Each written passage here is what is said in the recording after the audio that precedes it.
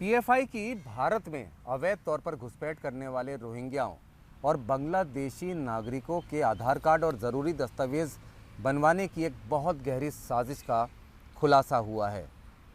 PFI की इस काम के लिए जो मोडस ऑपरेंडी थी, उसको पकड़ पाना एजेंसीज़ के लिए भी खासा मुश्किल है। न्यूज़ नेशन के डिजिटल प्लेटफॉर्म पर आपका स्वागत है। नमस्कार, मैं हूं रुमानुल्लाह खान। दरअसल मध्य प्रदेश के भोपाल में जेएमबी के कुछ आतंकी पकड़े गए। उन आतंकियों से पूछताछ में पता चला कि वो बांग्लादेशी नागरिक हैं और बम धमाके करने की साजिश कर रहे थे। मध्य प्रदेश और देश के अलग अलग हिस्सों में आतंकी गतिविधियों को अंजाम देने के लिए स्लीपर सेल नेटवर्क भी तैयार कर रहे थे। उनकी तलाशी में उनके पास से कुछ दस्तावेज़ मिले जिसमें आधार कार्ड भी शामिल था।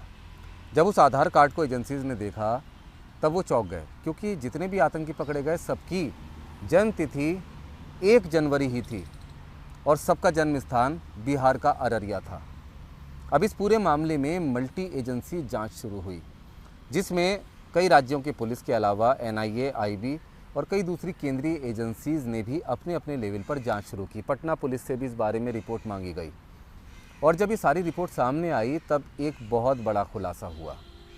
खुलासा ये कि बिहार के वो ज़िले जो नेपाल सीमा से लगते हैं, पूर्णिया, अररिया, गोपालगंज समेत करीब 7 ज़िले ऐसे हैं जहां पर पीएफआई ने अपना नेटवर्क बढ़ा रखा है, पूरा जाल फैला रखा है। एजेंसी सूत्र बता रहे हैं कि पीएफआई का जो वहां का कैडर है वो ख़ास तौर पर अवैध तौर पर घुसपैठ करने वाले रोहिंग्या और बांग्लादेशी नागरिकों को आइडेंटिफाई करता है।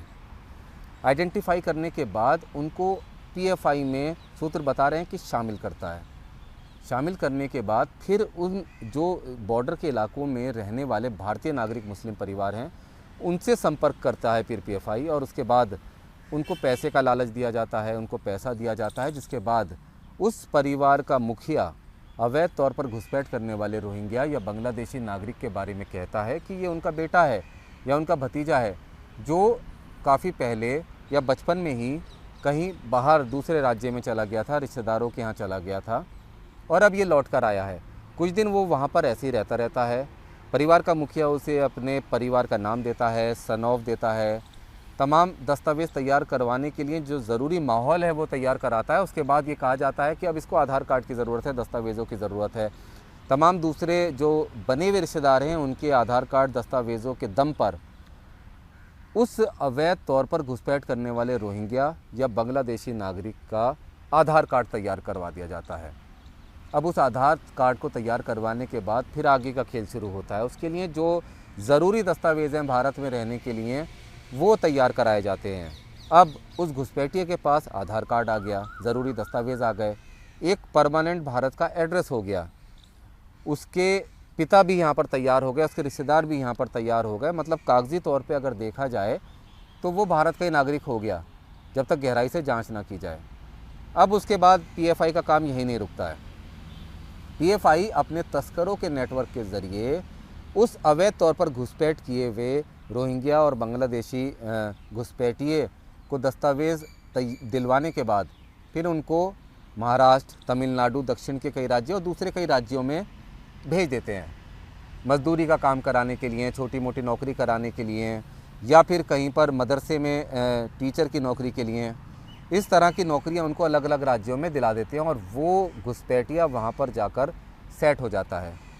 लेकिन सिर्फ इतना ही नहीं कि वो वहाँ पर जाकर सेट हो गया, अपना जीवन यापन करने लगा। अब जो शुरू में मैंने आपको बताया था कि सबसे पहले पीएफआई उसे अपने कैडर में शामिल करती है, वो पीएफआई का एक सक्रिय सदस्य हो जाता है। उसको तमाम तरह की ट्रेनिंग दी जाती है, तमाम जानकारियाँ दी जाती हैं और फिर किसी जगह पर पीएफआई को गड़बड़ी फैलानी होती है तो एजेंसी सूत्र बता रहे हैं कि सबसे ज़्यादा इस्तेमाल अवैध तौर पर घुसपैठ किए हुए रोहिंग्या और बांग्लादेशी नागरिकों का पीएफआई करता है।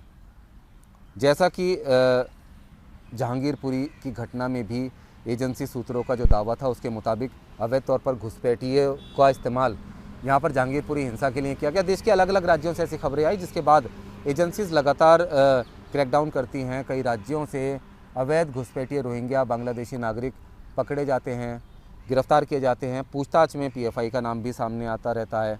लेकिन अब जो पीएफआई की साजिश का खुलासा हुआ ये बहुत बड़ी है। आप अंदाज़ा लगाइए कि पीएफआई किस तरीके से इन अवैध घुसपैठिया रोहिंग्याओं को भारत का नागरिक के तौर पर पेश करके उन्हें अलग अलग राज्यों में प्लांट कर देती है और फिर उनका इस्तेमाल देश विरोधी गतिविधियों में करती है, क्योंकि उनका राज पीएफआई के कैडर को ही पता है।